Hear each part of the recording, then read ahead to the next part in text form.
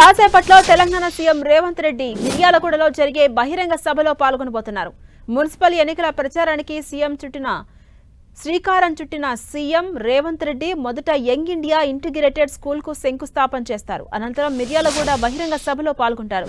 ఉమ్మడి నల్గొండ జిల్లాలో కార్పొరేషన్ సహా ప్రతి మున్సిపాలిటీలో కాంగ్రెస్ జెండాను ఎగరవేస్తామని సభకొచ్చిన నేతలు ధీమా వ్యక్తం చేస్తున్నారు. ఇవాళ మిర్యాలగూడలో ఎన్నికల ప్రచారం నిర్వహించబోతున్న సీఎం రేవంత్ రెడ్డి రేపు చొప్పదండి 6న నిజామాబాద్ రూరల్లో ప్రచారం చేయబోతున్నారు. ఈ నెల 7న పరిగి, 8వ తేదీన భూపాల్పల్లి, 9న మెదక్లో జరిగే ఎన్నికల ప్రచార సభల్లో సీఎం పాల్గొంటారు.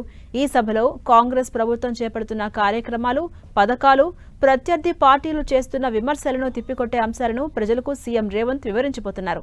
ఇప్పటికే మహబూబ్ నగర్, ఖమ్మం జిల్లాలో సీఎం సభలు నిర్వహించారు. సీఎం సభలతో పార్టీ క్యాడర్లు ఉత్సాహం రావడంతో పాటు విజయావకాశాలు మెరుగుపడతాయనే అభిప్రాయాలను పార్టీ నేతలు వ్యక్తం చేస్తున్నారు.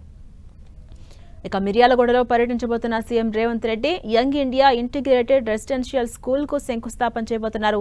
సీఎం రేవంత్ రెడ్డి పర్యటన నేపథ్యంలో ఎస్పీ శరత్ చంద్ర పవార్ ఆధ్వర్యంలో సభా ప్రాంగణం వద్ద పటిష్ట బందోబస్తును ఏర్పాటు చేశారు.